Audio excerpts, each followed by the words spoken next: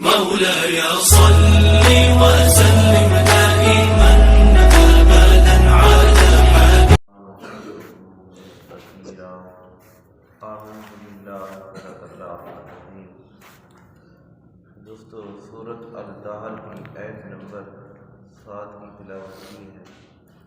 دعا ہے اللہ رب العزت ہم سب کو قرآن مقدس پڑھنے، سمجھنے اور اس پہ عمل کرنے کی توفیق عطا فرمائے۔ اور اللہ پاک نے اس سے پہلے اپنے ان نیک بندوں کا ذکر فرمایا اور ان کے انعام کا ذکر بھی اللہ پاک نے فرمایا۔ دعا ہے اللہ رب العزت ہم سب کو قرآن مقدس پڑھنے، سمجھنے اور اس پہ عمل کرنے کی توفیق عطا فرمائے۔ جتنے ہی دوست باپ اس درس قرآن میں شریک ہیں، دعا ہے اللہ رب العزت ہم سب کے لیے، خصوصاً ہمارے والدین کے لیے، ہمارے اساتذہ کے لیے، حضور کی ساری امت کے لیے اسے بخشش اور مغفرت کا ذریعہ بنائے۔ آج کی اس درس کے اندر آیت نمبر 7 کے اندر جو مسلمان کوئی منت مانتے ہیں کہ میرا فلاں کام ہو جائے، تو پہلی چیز یہ ہے کہ اس منت کی شرعی حیثیت ہونی چاہیے کہ مقصد کہ میں نے اللہ کی عبادت کرنی ہے۔ اس طرح کہ عام طور پہ ایسی لوگ منتیں مانتے ہیں جن کا شریعت کے ساتھ اس کا تعلق ہی نہیں ہوتا، تو اس سے ہمیں پہلے سوچنا چاہیے یا کسی عالم دین سے، امام مسجد سے، خطیب سے پوچھ لینا چاہیے کہ میرا فلاں آدمی، فلاں بھائی، بیٹا بیمار ہے، میں چاہتا ہوں کہ منت مان لوں، تو کس طرح کی منت ہمیں ماننی چاہیے تاکہ میں اسے کل پورا کر سکوں اور میرا مریض بھی صحت یاب ہو جائے۔ تو اس بارے اور دوسری چیز کہ اس چیز جو اللہ پاک نے یہاں فرمایا یوفون بالنذر، وہ پورا کرتی ہیں نظر کو، منت کو پورا کرتے ہیں، یہ ان نیک بندوں کی ایک نشانی اللہ پاک نے بیان فرمائی۔ اس بات پر شریعت نے یہ قانون بنایا کہ جو چیز تمہارے اوپر واجب نہیں تھی، جو چیز شریعت کے اندر، جس طرح نماز، روزہ، حج، زکوٰۃ اور عمرہ یہ آپ کرتے ہیں، یہ فرض ہے، تو جو منت مان رہے ہیں یہ آپ کے اوپر فرض نہیں، اس کو آپ نے فرض کیا۔ نظر کا معنی کہ اللہ کے ساتھ وعدہ کرنا، میں یہ وعدہ کر رہا ہوں میرا فلاں کام ہو جائے تو میں یہ عمل کروں گا، یعنی فرض نہیں تھا، نہ آپ کے اوپر لازم تھا، اب آپ نے وعدہ کر کے اس کو اپنے اوپر واجب کر لیا۔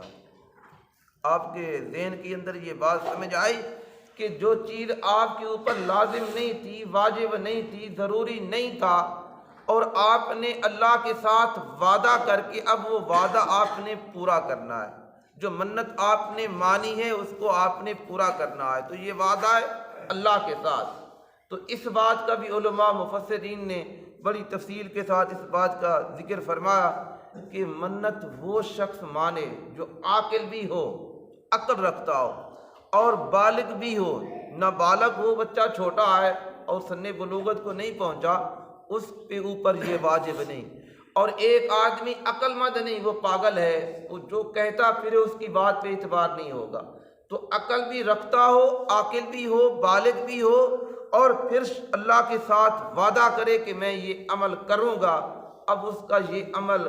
اس کا مریض صحت یاب ہو گیا، منت کیا ماننی چاہیے؟ یا اللہ میں اتنی نوافل نمازیں ادا کروں گا، یہ منت مانے، میں اتنی نوافل نمازیں ادا کروں گا، میں 20 رکعت نماز نفل ادا کروں گا، 40 رکعت پڑھوں گا، یا میں اپنے مال کا اتنا صدقہ کروں گا، اس کا ثواب ہے، میں یہ صدقہ کروں گا، اور وہ صدقہ پھر آپ کے اوپر واجب ہے، پہلے واجب نہیں تھا، نفلی تھا، اب اسی طرح نوافل نماز آپ کے اوپر نفل کے طور پہ تھی، اب آپ نے منت مانی، وہ واجب ہو گئی، جو جتنے نفل آپ نے مانے ہیں، اللہ کے ساتھ وعدہ کیا ہے، وہ آپ نے پورا کرنا ہے۔ اسی طرح حضور علیہ السلام کے زمانہ اقدس کے اندر ایک صحابی تھے جن کا نام بتایا کہ عقبہ بن عامر، صحیح بخاری کے اندر اس بات کا ذکر فرمایا کہ حضرت عقبہ بن عامر کی ہمشیرہ نے نظر مانی کہ اللہ میرا فلاں کام ہو جائے تو میں پیدل حج کروں گی، بیت اللہ کا پیدل جا کے حج کروں گی۔ تو حضور اس کے اندر اتنی طاقت بھی نہیں تھی، سکت نہیں تھی پیدل چلنے کی۔ آج اگر کوئی آدمی یہاں بیٹھ کے کہے پاکستان کے اندر کہ میرا فلاں کام ہو جائے تو میں اللہ کے گھر کا پیدل حج کروں گا، تو وہ اس کے لیے کرنا بہت مشکل ہے۔ تو اسی طرح حضرت عقبہ بن عامر کی ہمشیرہ نے یہ نظر مانی کہ میں پیدل چل کے حج کروں گی۔ اب اس کے اندر وہ طاقت نہیں تھی تو اب وہ پیدل چل نہیں سکتی، تو حضور علیہ الصلوۃ والسلام کی بارگاہ میں حضرت عقبہ بن عامر نے آ کے یہ بات عرض کی، یا رسول اللہ میری ہمشیرہ نے اس بات کی یہ نظر مانی تھی، اب آپ اسے دیکھیں وہ کیسے چل رہی ہے، اس کے سر کے اوپر دوپٹہ نہیں، ننگے پاؤں ہیں اور پیدل چل رہی ہے۔ تو حضور علیہ الصلوۃ والسلام نے جب اسے دیکھا تو فرمایا تم سواری کے اوپر سوار ہو جاؤ، سواری کے اوپر سوار ہو جاؤ اور سر کو ڈھانپ لو، سر کو ڈھانپ لو، یعنی شریعت سے ہٹ کے عمل نہیں کرنا۔ اب کیونکہ اس نے منت مانی تھی پیدل چل کے، حضور علیہ الصلوۃ والسلام نے فرمایا اب تیرے اندر یہ سکت نہیں، طاقت نہیں، تو کیا کرنا ہے، سواری کے اوپر سوار ہو جا، لیکن ہاں 3 دن کے روزے رکھنے ہیں، یہ کفارہ ہے تیرے لیے، 3 دن کے روزے رکھنے ہیں۔ تو حضرت عقبہ بن عامر کی ہمشیرہ نے اسی طرح سواری کے اوپر پھر یہ سوار ہوئی، اپنے سر کو ڈھانپا، اور جس طرح عام طور پہ محرم کے اندر ہماری خواتین کئی ایسے لوگ کرتے ہیں، پاؤں سے جوتے اتار لیے، ہم نے تعدیہ دیکھنا ہے، ہم نے منت مانی تھی میرے گھر جو بیٹا ہے اللہ اسے بیٹا دے دے، یا میرے فلاں بیٹے کی شادی ہو جائے، بیٹی کی شادی ہو جائے، تو میرے بھائی اس کا شریعت کے ساتھ کوئی تعلق نہیں، اور آپ بے پردہ ہو کر یا ننگے پاؤں چل کے میں نے عاشورے کی تعدیہ کو دیکھنا ہے، اس کی کوئی حیثیت نہیں۔ حضور علیہ الصلوۃ والسلام نے فرمایا ایسی منت مانے جس کا تعلق شریعت کے ساتھ ہو، یا عام طور پہ یہ رواج ہمارا بن چکا ہے، کچھ لوگ وہ چادریں لیں گے اور چادروں کے اندر پورے بازاروں کے اندر پھرا کے میں نے مزار کے اوپر چڑھانی ہے، تو چادر کی کوئی حیثیت نہیں۔ آپ نے اگر منت مانی ہے اس طرح کہ اے اللہ کے فلاں نیک بندے، اللہ کے ولی، میرا فلاں کام ہو جائے، آپ اللہ کی بارگاہ میں دعا کر دیں کہ میری اتنی حیثیت نہیں جتنی تیری حیثیت ہے، تو اللہ کا نیک بندہ ہے، میرا فلاں کام ہو جائے، تو میں یہ صدقے کی دیگ پکا کر، اور جو وہاں فقراء غریب مسکین لوگ اس دربار کے اوپر ہیں تو ان کا ایک قسم کا کھانا ہو جائے، تو اس طرح کی منت ماننا جائز ہے۔ لیکن اس طرح کی منت ماننا کہ ہاں کہ مجھے بیٹا دے دے، بیٹا اللہ نے دینا ہے، آپ کا کام اللہ نے کرنا ہے، لیکن اس کو وسیلہ اس طرح بنائیں کہ اللہ یہ نیک بندہ ہے، میری اتنی حیثیت نہیں جتنی اس کی حیثیت ہے، تو میں اس کا واسطہ پیش کرتا ہوں، یا اللہ کے نیک بندے میرے لیے آپ سفارش کر دیں تو میرا یہ کام بن جائے۔ تو اس طرح کی نیت کرنی چاہیے، اس طرح کی نیت نہیں کرنی چاہیے۔ تو اللہ پاک نے فرمایا کہ یوفون بالنذر، کہ وہ میرے وہ بندے جو جن کا اللہ پاک نے فرمایا ان الابرار یشربون کأسا کان مزاجها کفورا عین یشرب بها عباد اللہ یفجرونها تفجیرا، یہ وہ چشمے ہیں جنت کی اندر کفور کے، اور میرے بندے جہاں چاہیں گے، فرمایا یہ چشمہ جو جنت کے اندر بہہ رہا ہے، فرمایا صرف جنتی آدمی کی صرف اتنا اسے دل کے اندر ارادہ کرے گا کہ ہاں کہ یہ چشمہ اس سائڈ پہ آ جائے، اس سے روکنا، پانی بھرنا برتن کے اندر نہیں، فرمایا صرف اشارہ ہوگا، اور جس سائڈ پہ وہ جنتی اشارہ فرمائے گا وہ چشمہ اسی سائڈ پہ بہنا شروع ہو جائے گا۔ تو اللہ پاک نے اس کا ذکر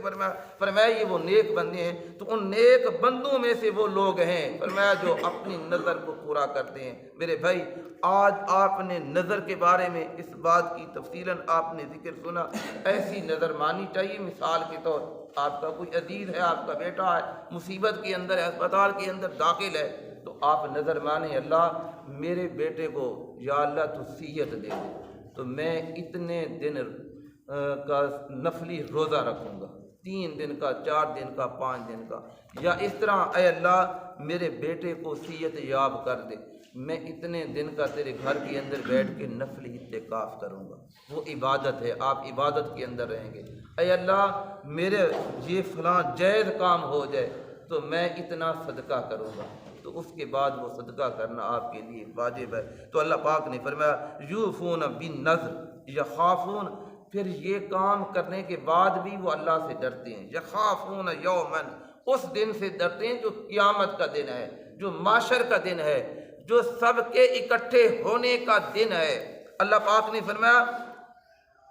کان شرہ مستطیرا، اس کا شر پھیلا ہوا ہے، اس کا شر ہر سائڈ پہ پھیلا ہوا ہے۔ ایک شر ہوتا ہے گھر کا، گھر کے اندر جو لوگ آپس میں لڑ پڑتے ہیں وہ ایک گھر تک محدود رہتا ہے، ایک شر محلے تک محدود رہتا ہے،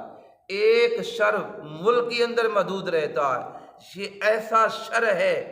یہ محلوں سے ملکوں سے آگے نکل جاتا ہے۔ ایک شر زمین کے اوپر ہے اور قیامت کا شر آسمانوں کے اوپر بھی ہوگا۔ حضور علیہ الصلوۃ والسلام نے فرمایا اللہ کے جو آسمانوں کے اندر فرشتے ہیں وہ کانپ رہے ہوں گے۔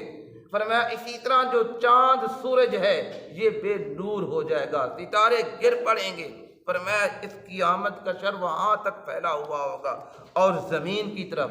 آج میں بیٹھا اس بات کی تفصیلاً پڑھ رہا تھا کہ فرمایا قیامت کی نشانیوں میں سے ایک نشانی یہ بھی ہے کہ جو پانی ہے زمین کا وہ نیچے چلا جائے گا، پانی زمین کا نیچے چلا جائے گا۔ آج ہمارے اس علاقے کے اندر، اس محلے کے اندر عام طور پہ جو یہ پمپ ہیں وہ کام کرنا چھوڑ گئے۔ کس سبب سے؟ عام کہتے ہیں کہ یار پانی بہت نیچے چلا گیا، تو فرمایا اسی سبب سے فرمایا زمین کے اوپر شر یہ ہوگا، یہ بڑے بڑے جو پہاڑ نظر آ رہے ہیں فرمایا یہ ختم ہو جائیں گے، جو مکان یہ کوٹھیاں نظر آتی ہیں فرمایا یہ ختم ہو جائیں گی، فرمایا پانی نیچے چلا جائے گا۔ تو فرمایا یہ لوگ جو اللہ کے نیک بندے ہیں وہ ڈرتے ہیں، یوفون بالنذر یخافون یومن، ڈرتے ہیں اللہ اس دن، قیامت کے دن۔ جس طرح سیدنا صدیق اکبر رضی اللہ تعالی عنہ خلیفہ اول ہیں، یار غار ہیں، کئی مرتبہ حضور نے جنتی ہونے کی بشارت دی ہے۔ آپ باغ کے اندر جاتے ہیں کہتے ہیں کاش کہ میں اس درخت کی ٹہنی، اس درخت کی شاخ ہوتا اور ختم ہو جاتا، اور اسی طرح میں قیامت کو نہ دیکھتا۔ سیدنا فاروق اعظم کے بارے میں آتا ہے، آپ جاتے ہیں باغ کے اندر دیکھتے ہیں ایک پرندہ نظر آتا ہے، آپ کہتے ہیں کاش کہ اللہ میں پرندہ ہوتا، اس دنیا کے اندر ختم ہو جاتا۔ اگر ان کا یہ عالم ہے، ان کی یہ حالت، تو ہم کہاں کریں؟ ہمارے اندر تو سائے عیب ہیں، تو وہ ڈر رہے ہیں اللہ کی بارگاہ میں۔ حالانکہ اللہ پاک نے حضور علیہ الصلوۃ والسلام کے ان صحابہ کو کئی مرتبہ جنتی ہونے کی بشارت دی ہے، لیکن ان کا اللہ کی بارگاہ میں ڈرنا، خوف زدہ ہونا، تو یہ اللہ کے قریب ہونے کی نشانی ہے۔ تو اسی طرح اللہ کے نیک بندوں کا ڈرنا تو اللہ کے بارگاہ میں قرب حاصل کرنے کا ذریعہ ہے۔ تو اللہ پاک نے فرمایا اس قیامت کا شر ہر سائڈ پہ پھیلا ہوا ہوگا۔ کان شرہ مستطیرا، مستطیرا کا معنی پھیلا ہوگا، تو ایک جگہ تک محدود نہیں ہوگا۔ جس طرح عالم عرفات، ہم عالم عرفات کے اندر، میدان عرفات کے اندر ہم اکٹھے ہوں گے تو وہاں ہر ایک نے جمع ہونا۔ قیامت صرف عرفات تک محدود نہیں ہوگی، پوری دنیا کے اندر نظام درم برم ہو جائیں گے۔ تو فرمایا اللہ کے جو نیک بندے ہیں اپنی نظروں کو بھی پورا کرتے ہیں، جو منت مانتی ہیں ان کو پورا کرتے ہیں۔ تو سیدنا حضرت ابو ہریرہ رضی اللہ تعالیٰ عنہ فرمایا اللہ کے ساتھ وعدہ کر کے اور کہے کہ میرا فلاں کام ہو جائے، حضور نے فرمایا نظر ماننے سے منع فرمایا۔ فرمایا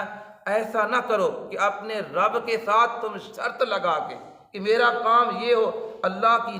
نعمتیں تو بے شمار تم دنیا کے اندر استعمال کر رہے ہو۔ تو فرمایا یہ اس بخیل آدمی کا کام ہے جو اللہ کے ساتھ اس طرح کہے کہ میرا فلاں کام ہو تو پھر میں کروں گا۔ فرمایا اللہ کی عبادت اور بے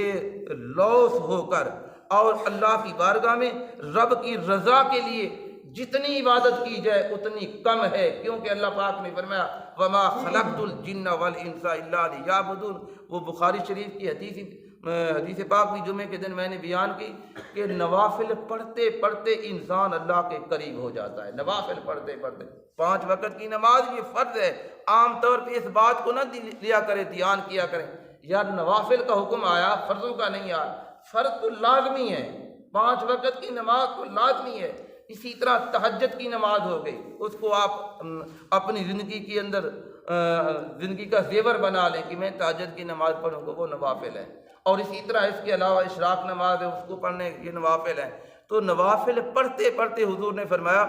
وہ اللہ کے قریب ہو جاتا ہے۔ کتنا قریب ہوتا ہے؟ فرمایا اللہ اسے اپنا محبوب بنا لیتا ہے۔ تو ہمیں چاہیے کہ اللہ کی عبادت بڑھ چڑھ کے کرنی چاہیے۔ تو فرمایا یخافون یومن، ہمیں قیامت کے دن سے ڈرنا چاہیے۔ مالک یوم الدین، اے اللہ تو روز جزا کے دن کا مالک ہے۔ تو فرمایا اللہ تو ہمارا رازق ہے، تو ہمارا خالق ہے، مالک ہے۔ تو جس طرح چاہے بندے کی کیا مجال ہے کہ تیرے ساتھ شرطیں لگائے اور تیرے ساتھ وعدے کرے، نہیں، بلکہ اللہ